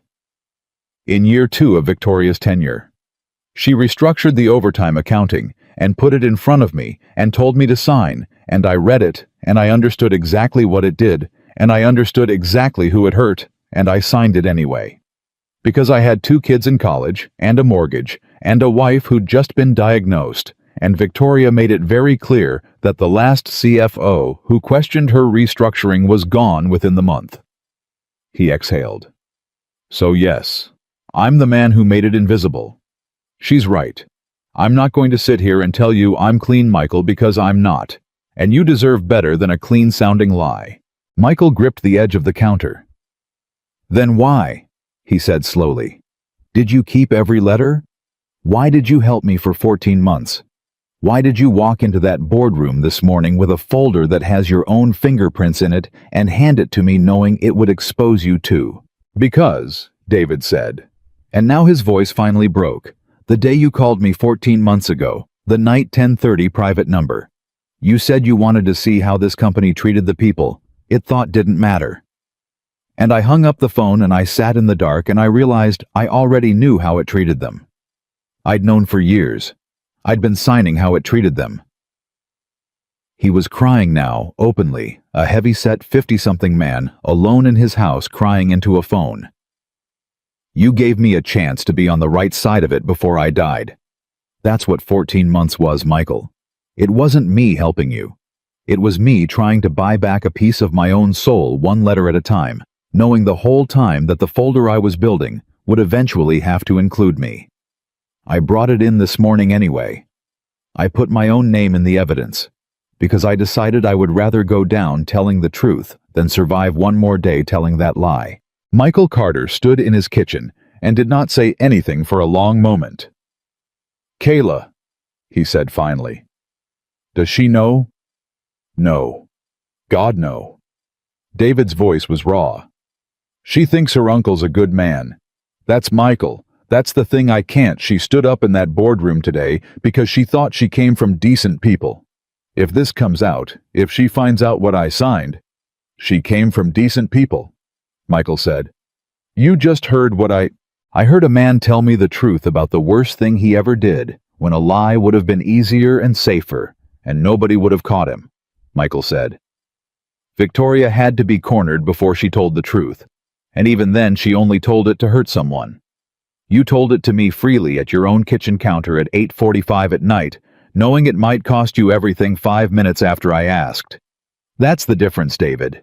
That's the whole difference between you and her, and it's the only difference that's ever mattered to me. He paused. Kayla came from a man who did a terrible thing for understandable reasons and then spent 14 months trying to make it right at the risk of his own neck. That's not a clean story, but it's a decent one. And she'd be right to be proud of the second half even after she learned about the first. David was quiet, breathing hard. So what happens to me? He asked. The same thing that happens to Victoria, Michael said. A fair process. You'll go before the same investigation. You'll answer for what you signed. The difference is, you'll be answering as a man who came forward, cooperated fully, and turned over the evidence against himself. And any judge, any board, any decent person weighs that differently than someone who fought the truth every step. I can't make it disappear, David. I won't. That would make me exactly what I walked in 14 months ago to end. He softened. But I can tell the investigation what you did with those 14 months, and I will. Under oath if it comes to that. You'd do that. You kept 411 letters when it would have been easier to shred them, Michael said. You hugged your niece today, like a man setting down something he'd carried too long. You told me the truth when I called. Yeah, David, I'd do that. He looked out his dark kitchen window. Now here's what you're going to do. Tomorrow morning, you're going to be at that office at 7, same as we planned, and you're going to run the numbers while we clean this place out, and you're going to do it as a man who's already told me the worst thing about himself, which means nobody in that building can ever hold it over you again. That's freedom, David. Ugly, expensive freedom. But it's the real kind. It's the only kind Victoria will never have because she's still trying to hide. He heard David try to speak and fail try again and finally manage, "Ruth's going to eat me alive when she finds out I signed those papers." "Ruth's going to eat everyone alive," Michael said. And for the first time in the call, something like warmth returned. "That's why she's coming back. Get some sleep, David. Kiss your wife. Tomorrow's a long one." He hung up. It was 8:56 in the evening, and Michael Carter had just learned that the man he trusted most in the company had helped build the very machine he was trying to tear down, and had somehow, in the learning, come to trust him more, not less. Which was a thing about human beings that $4 billion had never once explained to him and Emma understood at the age of 6. He almost went to bed. Then his phone buzzed one more time, and this time it was Ruth, and Ruth did not text unless it mattered. And her text said, "Turn on Channel 7, now." Michael turned on Channel 7. A local anchor was mid-sentence, and behind her was a photograph of the Langford Global building. And beside it, smaller, a grainy cell phone image clearly shot through a boardroom glass wall that morning of a man in a denim jacket standing in front of a seated table, a small bright backpack visible on the chair behind him. The chyron at the bottom of the screen read, "Billionaire founder goes undercover, CEO, out after humiliating janitor who secretly owns company." Michael sat down slowly on the arm of his couch. Somebody had leaked it. Somebody in that room, or somebody the 30 had told, had leaked the whole thing to the press within 12 hours, and now it was on the local news, and the anchor was calling it. Michael turned up the volume, a story that's captured the city of a self-made founder who spent over a year working in disguise inside his own company to expose a culture of mistreatment, and there was his face blurry but recognizable, and there was his daughter's backpack on the news, and the phone in his hand was already buzzing again, because if it was on Channel 7, then it would be everywhere by morning. It was 9:03 in the evening, and Michael Carter's 14-month secret was over in every possible way now, not just inside the building, but outside it in the world on television. And somewhere upstairs, a 6-year-old was asleep, who did not yet know that her father was about to become the most talked-about man in the city, and that the little dinosaur backpack she'd packed with a granola bar and a drawing was at this very moment being broadcast into 100,000 living rooms. The phone rang. Unknown number. He let it go. It rang again. He let it go again. On the third ring, he answered it because the third time somebody calls at 9 at night, it's either an emergency or a reporter, and he needed to know which. "Mr. Carter," a woman's voice, professional, quick. "I'm so sorry to call this late. My name is Diane Nakamura. I'm a producer with—" "I'll be honest, I'm with a national morning program, not the local station. And we picked up the story an hour ago, and we would very much like to—" "How did you get this number?" Michael said. "Mr. Carter, I've been doing this 20 years, and I'm good at my job.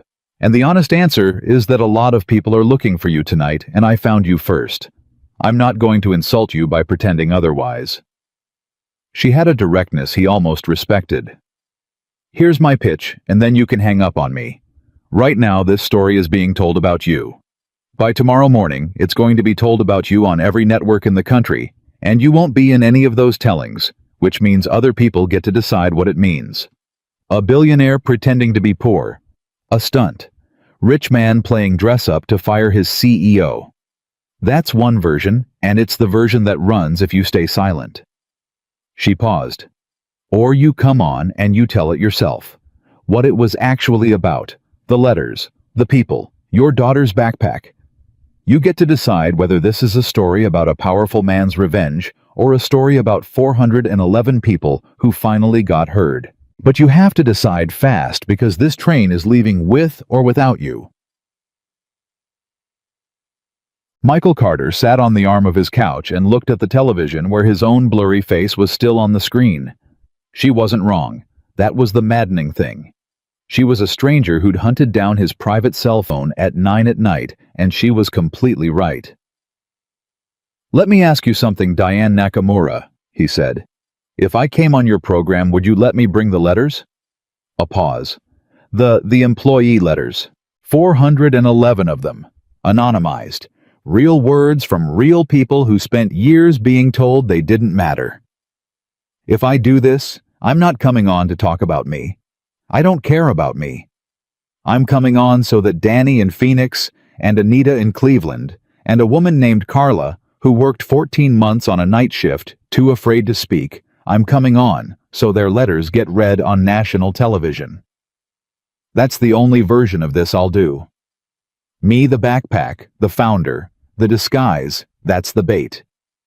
The letters are the point. If your program wants the bait, without the point, then you and I have nothing to talk about, and you can run whatever version you want. The line was quiet for a moment.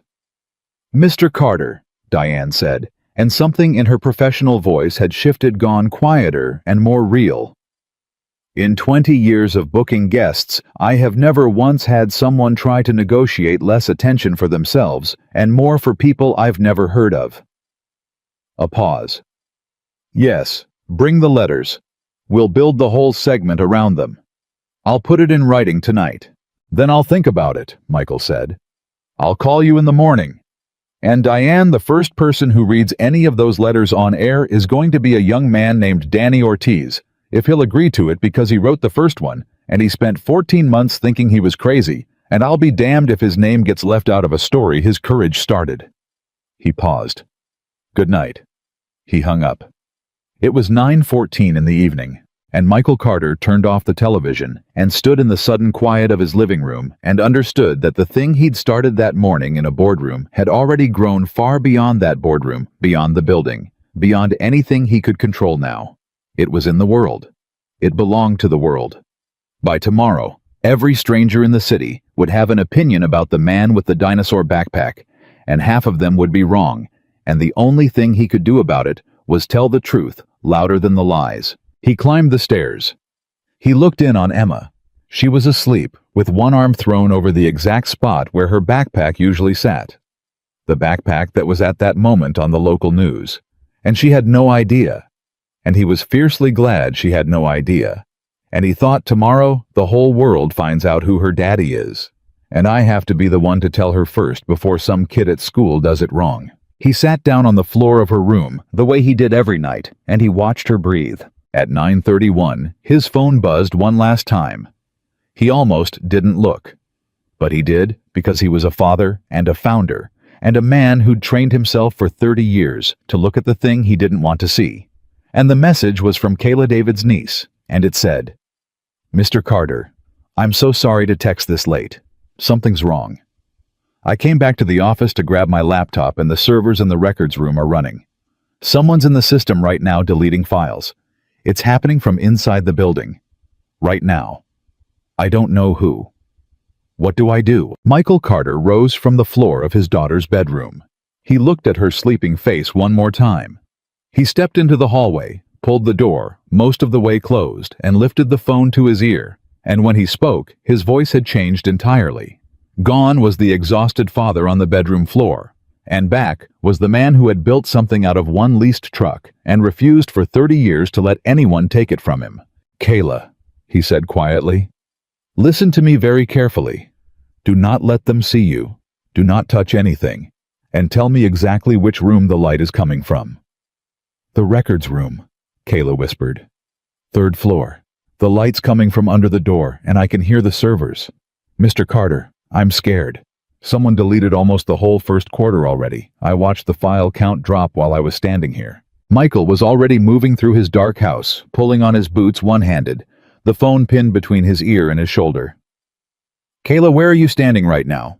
Exactly. In the hallway. Around the corner from the records room. They can't see me. Good. Stay there. Do not go in.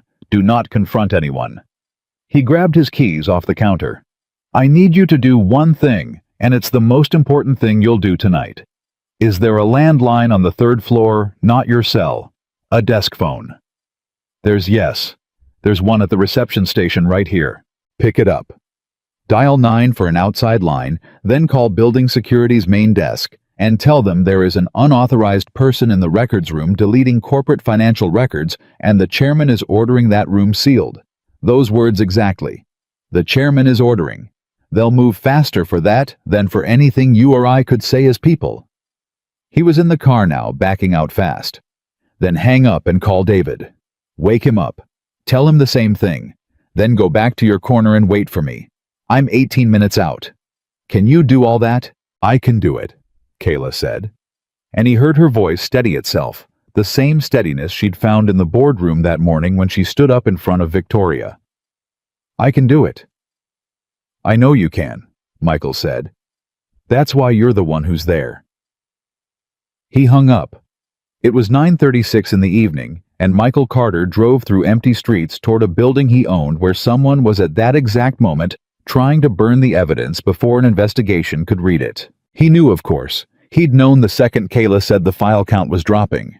There was only a very short list of people who had access to the records room servers after hours, who understood the accounting well enough to know precisely which quarters to erase, and who had, as of that morning, a desperate and immediate reason to make certain records disappear.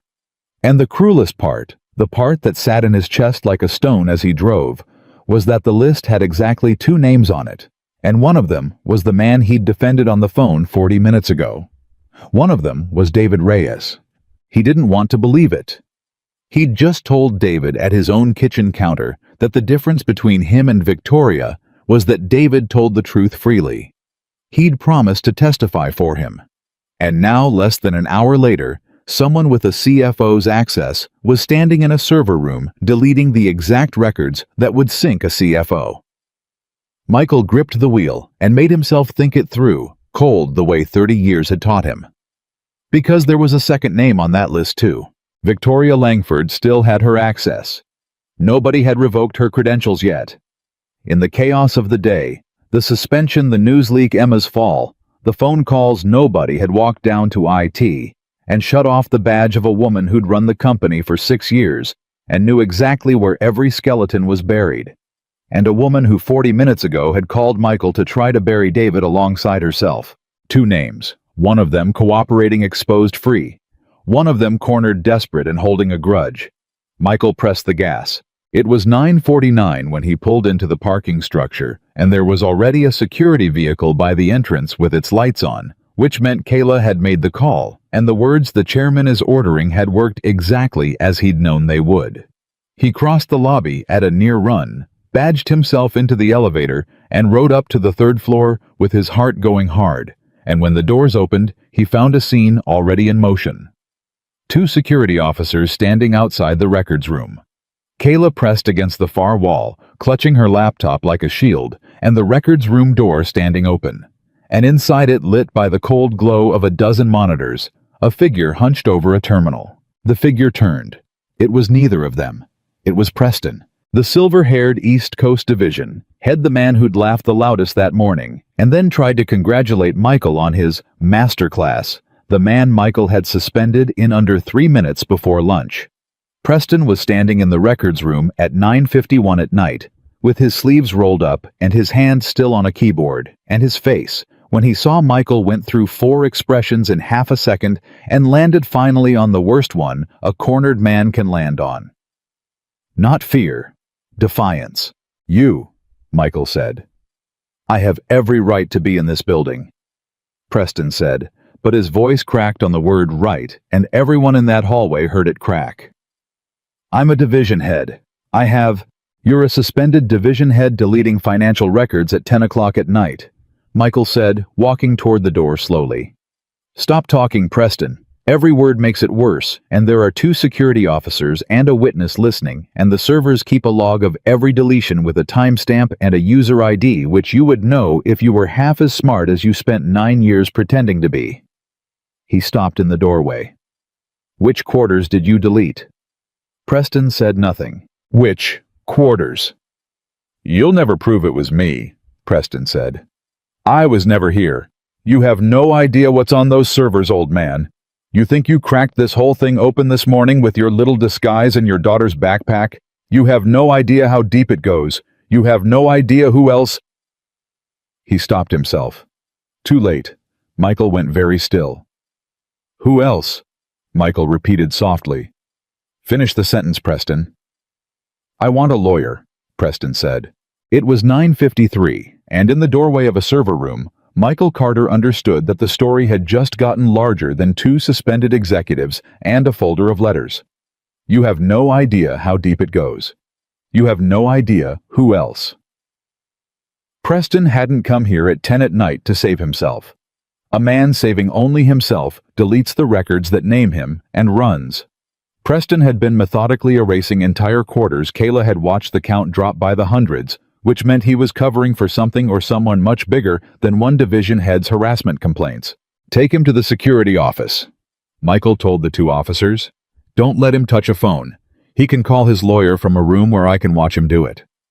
And I want the server unplugged from the network right now before he's got a friend somewhere finishing the job remotely. The officers moved.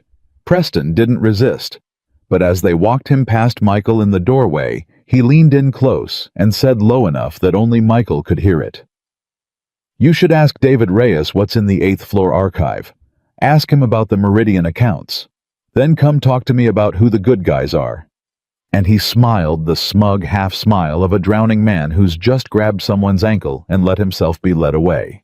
Michael stood in the doorway and did not move for a long moment. It was 9:57. Mr. Carter. Kayla's voice was small. She'd come off the wall and was standing a few feet away, and she'd heard it, all of it, the part about the 8th floor archive and the Meridian accounts and her uncle's name. What did he mean about David? About, I don't know yet, Michael said honestly, and that's exactly why I'm not going to react to it. A man like Preston on his way down will say anything to make you doubt the people you trust. It's the last weapon he's got. He looked at her. But I'm also not going to ignore it, because pretending you didn't hear something ugly is how companies rot in the first place. So here's what we're going to do. We're going to look. Tonight. And whatever's in that archive, we're going to look at it together in the open and let it be whatever it is. Kayla's face had gone pale. And if it's bad, if it's my uncle? Michael was quiet for a moment. Then it's bad, and we deal with what's true instead of what we wish were true, he said gently. Kayla, this morning you stood up in a boardroom because you thought you came from decent people, and I'm going to tell you something I told your uncle tonight because you're going to need it. Decent isn't the same as clean. Almost nobody's clean. Your uncle did something years ago he's ashamed of. He told me about it tonight freely before I ever asked, and then he handed me a folder that included the evidence against himself. That's not a clean man, but it's a decent one. And whatever's in that archive, we're going to weigh it the way I weigh everyone, not by whether their hands are clean, but by what they did when it counted. Kayla's eyes filled. He told you about it. What he did? He did, and he was more afraid of you finding out than of losing his job. Michael put a hand on her shoulder.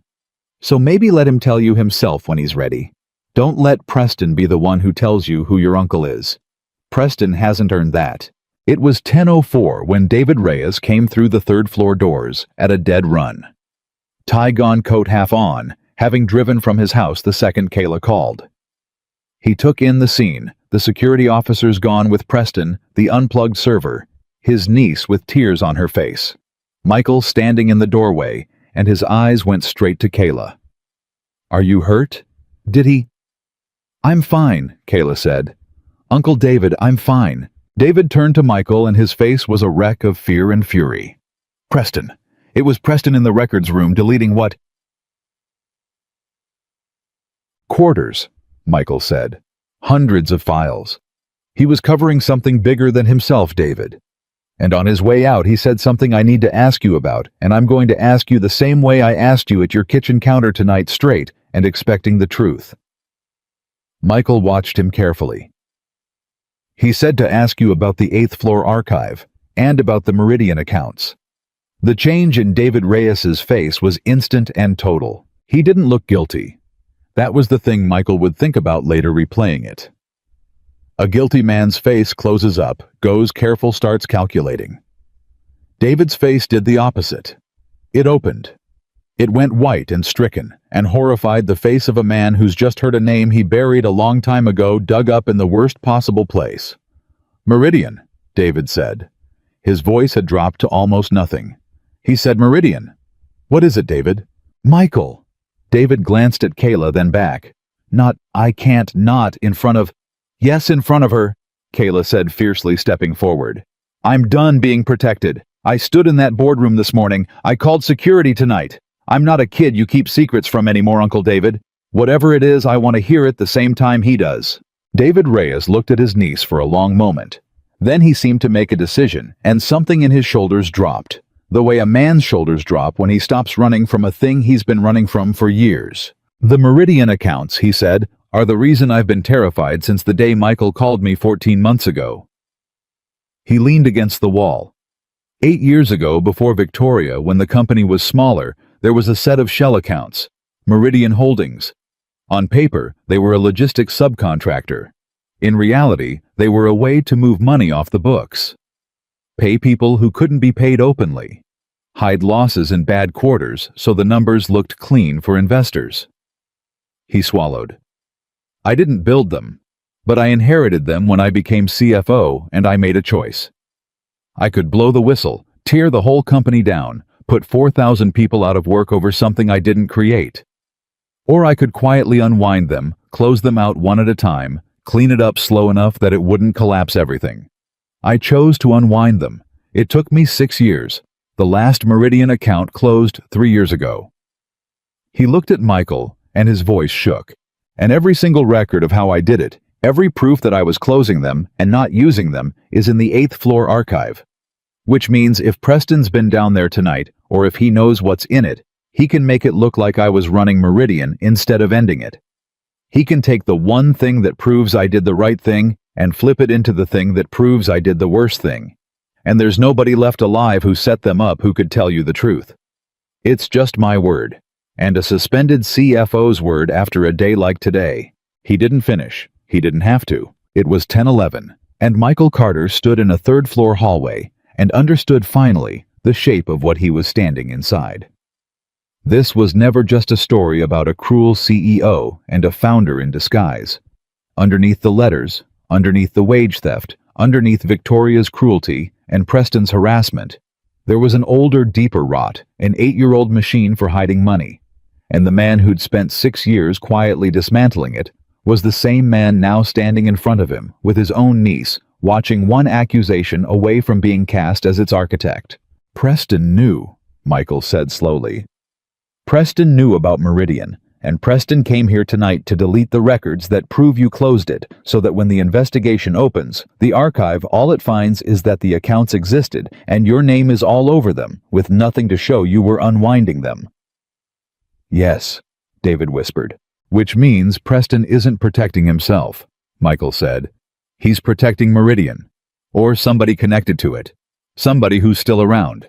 Somebody who needs the truth about those accounts to stay buried, and who realized this morning the second I walked into that boardroom and took the company back that the buried thing was about to get dug up."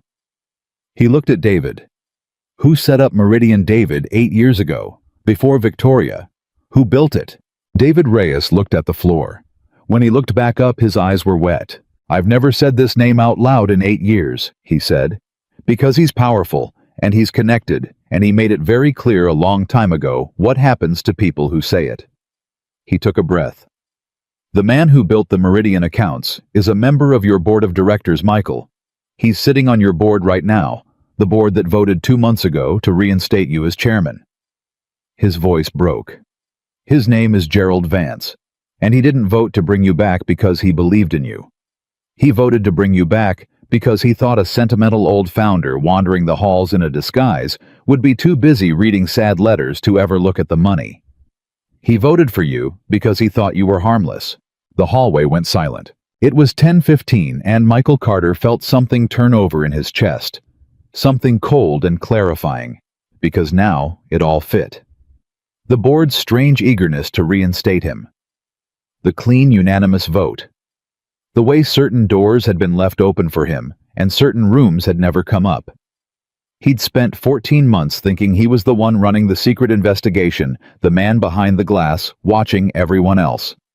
And all along, a member of his own board had been watching him, betting that his good heart would keep his eyes down. "They thought I was harmless," Michael said quietly, almost to himself. "They brought me back as a mascot, a nice story for the shareholders. The founder returns. And they were sure, Gerald Vance was sure, that a man who cries over his daughter's backpack wouldn't have the stomach to burn down his own board." "Michael," David started. He was wrong about one thing, Michael said, and his voice had gone very level and very hard. The voice from the boardroom that morning, the voice that had made 30 executives lean in. He read the letters right. He read the backpack right. He read the sentiment right. Everything he assumed about who I am, he got correct. He looked at David, at Kayla, at the unplugged server still glowing in the dark room behind them. He just made one mistake. He assumed a soft heart means a soft spine. He assumed a man who'd cry for his daughter wouldn't tear down anyone. But I didn't build this company by being soft, David. I built it by being the last man standing after everyone underestimated me. I've just spent 14 months letting a whole company underestimate me on purpose. A thin, cold smile touched his mouth. Gerald Vance is about to learn what everyone who's ever mistaken my kindness for weakness has learned, starting with a woman who threw a backpack across a boardroom this morning. It was 10:18 in the evening. I need everything, Michael said, turning toward the elevator, his exhaustion gone, replaced by something that had been building in him since 9 o'clock that morning and now had a target. The 8th floor archive sealed tonight before anyone else gets near it. Every record of every Meridian account, David. Every proof that you were closing them. We photograph all of it. We back it up off-site. We make it impossible to delete. Kayla, you're with me. You know the access systems better than anyone in this building, and I need to know exactly who badged into that records room tonight and every night for the last 2 weeks. And David. He stopped. He turned back and looked at the CFO, at the man who'd carried Meridian like a stone for 8 years, and had just for the second time in one night told him the truth when a lie would have been safer. Yeah, David said. You could have kept Meridian buried forever, Michael said. Preston handed you the perfect out. You could have let me think it was all Victoria and Preston protected yourself, and I'd never have known. Instead, you just told me there's a man on my own board who'll try to destroy both of us to keep this hidden. He held David's gaze. You keep doing that. You keep telling me the true thing that costs you the most. And every time you do it, I trust you more. So no matter what's in that archive, no matter what Gerald Vance tries to make it look like, I already know who you are, David. He can't take that from me because you gave it to me yourself freely twice in one night. David Reyes stood in the hallway, and for a moment, the composed CFO was gone entirely. And what was left was just a tired man who'd been afraid for 8 years and had in the space of a single day finally set the fear down. He's going to come after you, David said. Vance, he has friends, money, lawyers who eat people like us for breakfast. This isn't a suspended CEO or a division head, Michael. This is a man who's been hiding money for 8 years and has every reason and every resource to make sure it stays hidden. You just took the company back this morning. You're not even settled in the chair yet. And now you're about to declare war on the most dangerous man on your own board. Michael Carter pressed the elevator button. The doors opened. He stepped in, and Kayla stepped in beside him, and David after her. And as the doors began to close on the three of them, Michael looked at the CFO and gave him an answer that Kayla would remember for the rest of her life, and that David would repeat years later to anyone who asked what kind of man the founder really was. 14 months ago, Michael said, I walked into this building carrying my daughter's backpack, and I let the most powerful people in it decide I was nothing. I let them spit on me and throw my kid's bag across a floor, and I smiled and said thank you, because I needed to see who they were when they thought I couldn't hurt them. The doors were closing. Gerald Vance thinks he's watched me for 14 months. He thinks he knows exactly how harmless I am. He's had 14 months to get comfortable. The doors sealed shut. He should have used them to run. They worked until 3 in the morning. By the time the sky outside started going gray, the 8th floor archive was sealed, photographed and backed up to 3 separate off-site servers, and every page proving that David Reyes had spent 6 years closing the Meridian accounts instead of running them was now impossible to erase. Kayla had pulled the badge logs going back 3 weeks, and there it was in cold data. Preston had entered the records room 4 separate nights in the last 2 weeks, always after 11, always for exactly the amount of time it took to delete a quarter's worth of files. He hadn't started tonight. He'd been at it for 2 weeks, ever since the board voted Michael back in, ever since Gerald Vance realized the founder was coming home. At 3:14 in the morning, Michael sat in David's office with a cold cup of coffee and looked at the last document Kayla had found, and it changed everything again. It was a wire transfer. Recent 11 days old. From an account Michael didn't recognize into Preston's personal account. $90,000. And the originating account traced back through 2 shells to a name they now all recognized. Vance paid him, David said quietly, looking over Michael's shoulder. Preston wasn't just protecting Meridian out of loyalty. Vance paid him to delete the records. $90,000 11 days ago, right after the vote. Which means Preston will talk, Michael said. A man who does it for love keeps the secret. A man who does it for $90,000 gives up whoever paid him the second his own neck is on the line. He set down the coffee. Get me Preston. First thing. Before he lawyers all the way up. Offer him the same thing I offered Victoria and you, a fair process weighed by what he does now. He deleted records for money. But if he testifies to who paid him and why, that's the difference between a man who ends his career and a man who ends it in a courtroom. Michael looked at the window, going pale with dawn. He's a coward, David. I watched him laugh the loudest and then try to congratulate me an hour later. Cowards are predictable. He'll take the deal. It was 3:19, and Kayla, who had not slept, who had been awake for 21 hours, spoke up from the corner where she'd been cross-referencing badge logs. There's a board meeting, she said. Emergency session. It got scheduled tonight while we were down in the archive. I saw it come through the calendar system. She looked up. 9 a.m. today. All board members.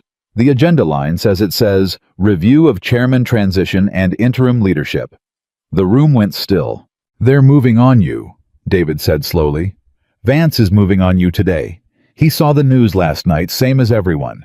He knows the story's out. He knows you're not the harmless mascot he thought, and he's not going to wait for you to get comfortable in the chair. He called an emergency session for 9 a.m. To remove you on what grounds? On the grounds that the founder went undercover in his own company for 14 months, without disclosing it to the board. Michael said quietly.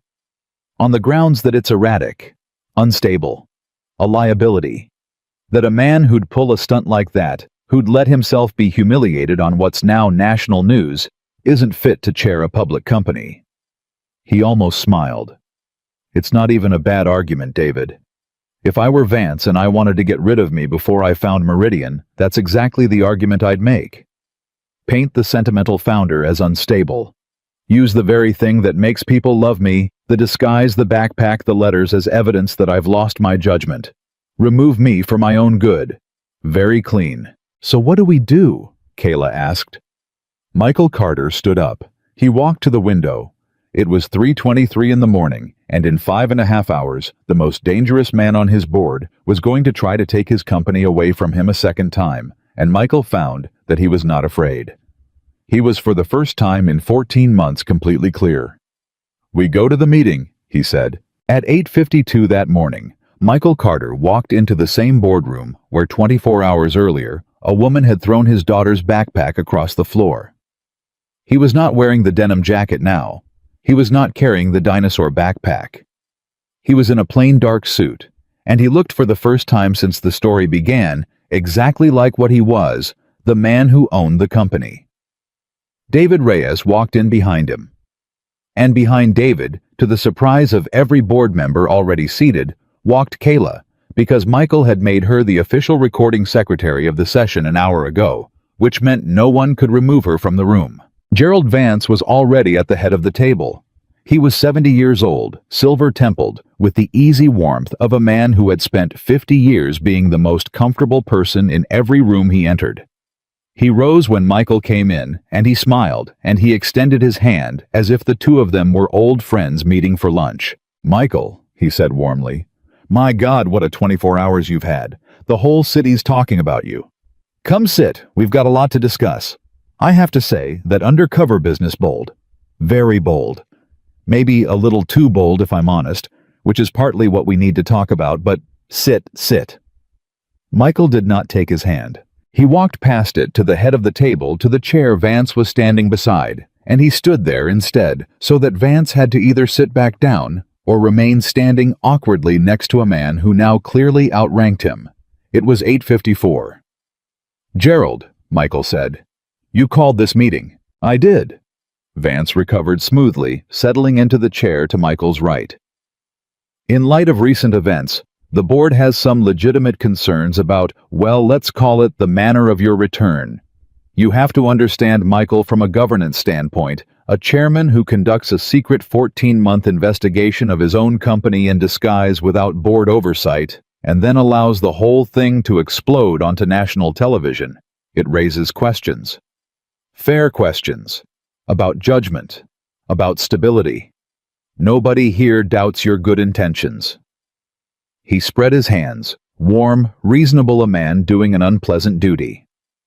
But good intentions and sound leadership aren't always the same thing, and several of us feel the responsible move for the company, for the shareholders, for you, is to bring in a stabilizing interim structure while things settle. You'd remain founder, of course, chairman emeritus, a voice of wisdom, just without the operational burden. It was a beautiful speech.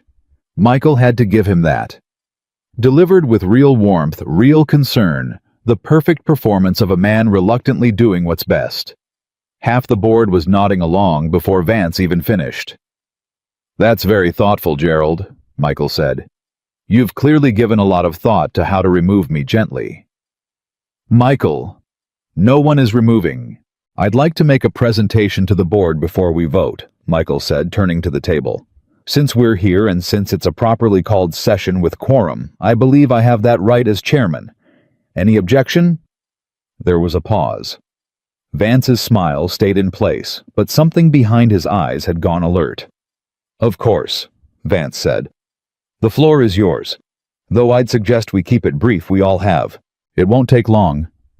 Michael nodded to Kayla, who connected her laptop to the room's display. 8 years ago, before this board looked anything like it does today, a set of accounts was created inside this company. Shell accounts structured as a logistics subcontractor. They were called Meridian Holdings. Their purpose was to move money off the books to hide losses in bad quarters, so the investor numbers stayed clean, and to pay people who couldn't be paid in the open. The room had gone completely silent, and Michael, watching Gerald Vance's face, saw the exact moment the warmth drained out of it. "Now," Michael continued, "for years this was buried, deep, because the man who created Meridian was powerful and connected, and he made it very clear what happened to people who spoke the name out loud. He let that sit. But something happened 3 years ago that Meridian's architect didn't know about. Someone inside this company found the accounts and made a choice. He could have blown the whistle and put 4,000 people out of work. Or he could quietly unwind them, close them out one by one over 6 years, cleaning up a mess he didn't create at enormous personal risk, keeping every single record of the fact that he was ending them and not using them. Michael looked around the table. That man is David Reyes, and every proof of what he did is now backed up on 3 off-site servers, photographed and time-stamped, and it is not possible to delete. He turned. "Kayla, the first document." The wire transfer appeared on the screen. $90,000, 11 days old. 11 days ago. Michael said, "Right after this board voted me back in as chairman. A payment of $90,000 was made to Preston Hale, our East Coast division head. It came through 2 shell companies. Last night, Preston was caught by building security inside the records room, deleting the exact financial records that prove David Reyes was closing Meridian rather than running it. He'd been doing it for 2 weeks. 4 separate nights. The goal was simple: erase the proof of David's innocence, so that when this investigation opened the archive, it would find only that Meridian existed and David's name was on it. Turn the man who cleaned it up into the man who built it." Michael let the silence stretch. "This morning at 7 a.m., he said, Preston Hale accepted a cooperation agreement. In exchange for a fair process, he told us who paid him the $90,000 and why." Michael turned slowly and looked at the man to his right. "Gerald, would you like to tell the board? Or should I?" Gerald Vance's face was the color of ash. It was 9:04 in the morning. For a moment, nobody moved. Then Vance did what men like Vance always do. He reached for the warmth again, because it was the only tool he'd ever needed. "This is absurd," he said, and he even managed a small laugh, though it came out thin. "Michael, you've been awake all night. You're exhausted. You've clearly been fed some story by a desperate CFO trying to save his own skin and a division head who'll say anything to avoid prosecution. You're standing in front of this board, making wild accusations against a man who has served on it for— You built Meridian, Gerald," Michael said. 8 years ago. The cooperation agreement names you. The wire transfer traces to you. And there are 7 board members sitting at this table right now who are watching you go the color of a bedsheet, and they're doing the same math I did last night. He leaned forward, both hands on the table. "You brought me back on purpose. You looked at the founder, the sentimental old man who cries over his daughter's backpack, and you decided I was the safest possible chairman, because a soft heart meant a soft spine, and a man reading sad letters would never look at the money. You voted me in because you thought I was harmless." Vance said nothing. His hands had gone flat on the table, very still. "You made one mistake," Michael said, and his voice dropped, and the whole board leaned in exactly the way 30 executives had leaned in a day earlier. "You read me right. Everything you assumed about my heart, you got correct. I do cry over my daughter's backpack. I did let a woman humiliate me in this very room, rather than reveal who I was, because I needed to see the truth more than I needed my pride." He straightened. "But you confused a soft heart with a soft spine. And they are not the same thing, Gerald. They have never been the same thing. I built this company out of one leased truck and a 2-bedroom apartment where I raised a little girl alone. You don't do that with a soft spine. You do it by being the last man standing after every single person underestimates you." A thin, cold smile. "You had 14 months to watch me. You should have spent them being afraid." It was 9:08, and Gerald Vance, 70 years old, the most comfortable man in every room for 50 years, put his face in his hands. "I want to make a motion," said a woman halfway down the table. Eleanor Cho, longest-serving independent director, a woman who had said almost nothing until this moment. "I move that Gerald Vance be removed from this board effective immediately, that the matter of the Meridian accounts and the payment to Preston Hale be referred to outside counsel and appropriate authorities, and that this board issue a formal vote of confidence in Michael Carter as chairman." Her voice was steel. "Do I have a second?" "Second," said the man beside her instantly. "I'd like to say something first," Michael said, "before you vote. Because I don't want this to be a coronation. That's how this whole thing started, a board that rubber-stamped whatever the powerful person in the room wanted. I don't want your confidence because you're afraid of me now instead of afraid of him." He looked around the table at 7 faces. "Every one of you voted to bring me back 2 months ago. Some of you voted because Gerald told you to. Some of you voted because you thought I'd be harmless. I'm not going to hold that against you because I let you believe it. That was the whole strategy." He paused. "But going forward, I need a board that will tell me no. That will stop me the way Ruth Alvarez stops me. That will look at the powerful person in the room, even when the powerful person is me, and ask the hard question anyway. If you can't do that, resign now, and there's no shame in it. But if you stay, that's the job, not loyalty. Honesty, especially when it costs you." He nodded to Eleanor. "Now you can vote." The vote was unanimous. Gerald Vance was removed. Michael Carter was confirmed. It was 9:16 in the morning, and Gerald Vance stood up from the table where he had sat for 8 years, and he did not reach for the warmth this time because there was no warmth left to reach for. He looked at Michael for a long moment. "You're going to destroy me," Vance said. "Prosecutors, press, everything I built." "No," Michael said quietly. "I'm going to give you a fair process. The same one I gave the woman who threw my daughter's backpack. The same one I gave the CFO who signed accounting he knew was wrong. The same one I gave the man you paid $90,000. He held Vance's gaze. "What happens after that is up to the truth and up to you." If the truth is as bad as I think it is, then yes, Gerald, you'll answer for it in a courtroom the way anyone would. That's not destruction. That's the thing you spent 8 years making sure never touched you. It's called accountability. You've simply never had to meet it before. Gerald Vance walked out of the boardroom. And the door closed behind him softly, the same way it had closed behind Michael a day before, except that this time the man walking out was the one who'd thought he held all the power, and the man staying was the one everyone had decided was nothing. It was 9:18. Michael Carter sat down in the chairman's chair for the first time, not to prove a point, just because he was at last very tired, and it was at last his. The days that followed moved fast. The national morning program ran the segment 3 days later, and it was everything Michael had negotiated it to be. He came on for exactly 4 minutes, said almost nothing about himself, and then a young man named Danny Ortiz, nervous in a borrowed jacket, hands shaking, read the first letter his own, the one that started everything. I know I'm nobody here, but these women are somebody to me. By the time he finished, the host was wiping her eyes, and so were, it turned out, a great many people in a great many living rooms.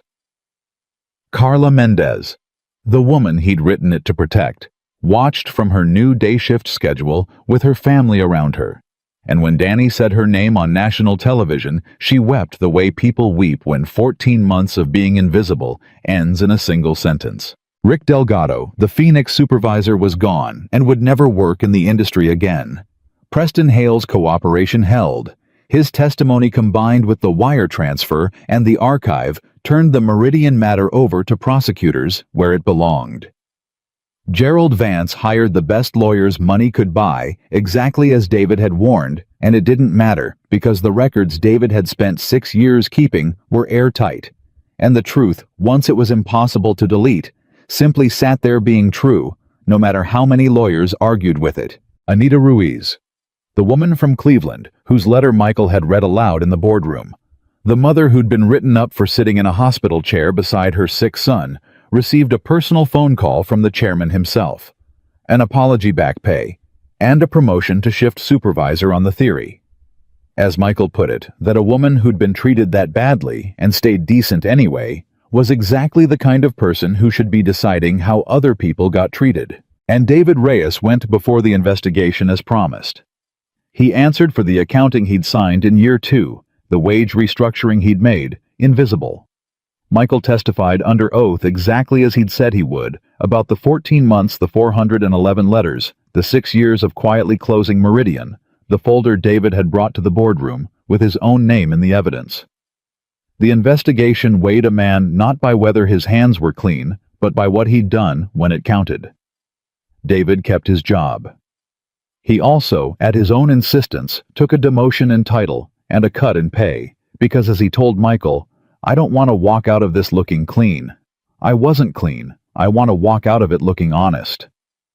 Michael let him because he understood the difference, and because Ruth Alvarez, who had indeed eaten David alive the first morning, admitted afterward that a man who volunteered for his own punishment was a man she could work with. Ruth ran the front desk and terrified everyone, and it was the best thing that had happened to the company in a decade, exactly as predicted. Kayla got her raise, the one Michael had promised before he knew her last name, the one he'd made effective as of the morning she spoke up. She also got something else. When the news cycle finally quieted, when the boardroom stopped being a battlefield, she asked Michael one afternoon whether it was true what he'd told her uncle, that decent wasn't the same as clean, and Michael said yes. And Kayla said she'd been thinking about it, and she'd decided she'd rather come from a family that told the truth about its worst days than one that pretended it never had any. And she said it in front of David on purpose, because she was done being protected, and David Reyes had to leave the room for a minute. And Victoria Langford called. It was 3 weeks after the boardroom. The investigation had done what investigations do. She'd answered for what she'd ordered. Her career at Langford Global was over, and it should have been. She didn't call to argue about that. She called, she said, because she'd been sitting with the thing Michael told her. The thing you have to fix isn't your job. It's that even reaching for a lifeline, your hand closed around somebody's throat, and she'd realized he was right. And she didn't know how to be a different person. And she was 58 years old, and she was asking for the first time in her life for help. Michael was quiet on the phone for a long moment. "There's a program," he said finally. "It's not glamorous. It's the opposite of glamorous. It puts former executives into the warehouses and the distribution floors of companies that need cleaning up, not to run them, to work them. Real shifts, loading trucks, clocking in next to the people they used to be numbers to. 6 months minimum." He paused. "Most people I offer it to say no. It's beneath them. But you told me once you clawed your way up from a call center in Toledo. So maybe you remember the floor. Maybe you're one of the ones who can find their way back to being a person by starting where people actually are." Another pause. "If you want it, it's yours. Not as a favor, as a fresh start. You'd have to earn everything after that from the bottom, same as everyone. Same as me once." Victoria Langford was quiet for a long time. "Why?" she said finally, her voice cracking. "Would you do that for me? After what I threw your daughter's backpack, Michael, across a floor, to make people laugh. Because," Michael said, "the whole rot I walked into this company to fix, it runs on people deciding that some human beings don't have value. That's the disease, Victoria. Not you. You're just a person who caught it bad. And I'm not going to cure a company built on throwing people away by throwing you away. That would make me a liar." He softened. "You said you don't know how to be anything else. Nobody does at first. You learn it the same way you learn anything. By starting badly and not quitting. I'll give you the start. The not quitting is yours." She took the program. Michael heard months later from someone who ran it that a 58-year-old woman with silver hair was loading trucks on a night shift in a distribution center outside Columbus, and that she'd been quiet at first, and hard, and that slowly over weeks she'd started learning the names of the people she worked beside. All of them. Every single one. Whether or not she'd ever need them. And that was the thing Michael would think about later when reporters asked him, as they did for months, because the story never quite let him go, what the moment was. What the single moment was when it all turned.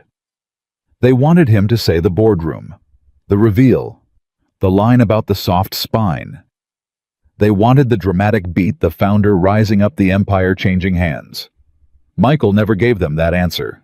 The moment that changed everything, he'd say, wasn't the day I took the company back. It wasn't exposing anyone.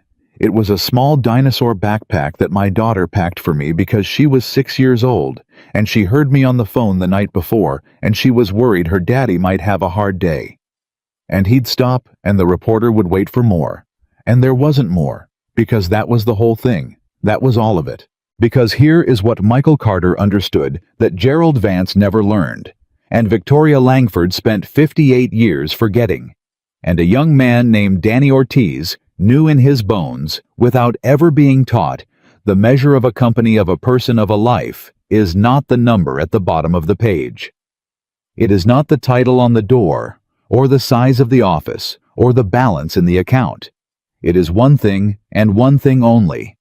It is how you treat the person you believe can do nothing for you. Everyone in that building had looked at a man in a denim jacket carrying a child's backpack and decided in 2 seconds that he was nothing. They had been wrong about the man, but that was never really the point. The point was that they'd been willing to decide it at all, that the deciding came so easily, so automatically, to so many people who thought of themselves as good. Michael hadn't gone undercover to catch a CEO. He'd gone undercover to hold up a mirror. And a whole company had looked into it, and for one terrible morning seen exactly what it had become. The difference, the only difference that ever mattered, was what they did after they saw it. Michael Carter kept his promise about dinner. Every night. The empire could wait. The board could wait. The reporters could wait.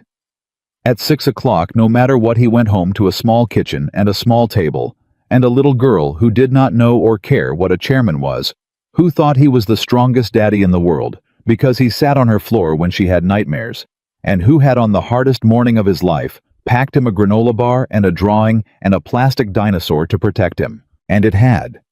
It had protected him the whole entire time. Because when a powerful woman stood in front of 30 people and told Michael Carter he had no value, he had put his hand on that little backpack, and he had known with a certainty, no title, and no fortune could ever give him that she was wrong. He was the richest man in that building, not because of the 58%, because of the 6-year-old who was worried about his day. That is where value lives, not in what you own, in who is waiting for you at home, and in how you treat the people the world has decided don't matter. Michael Carter learned it in a 2-bedroom apartment 30 years ago, and he never once forgot it. And in the end, it was the only lesson that brought an empire to its knees, and then slowly, gently taught it how to stand back up as something worth being. He went home for dinner. He was always home for dinner. And that in the end was the most powerful thing he ever did.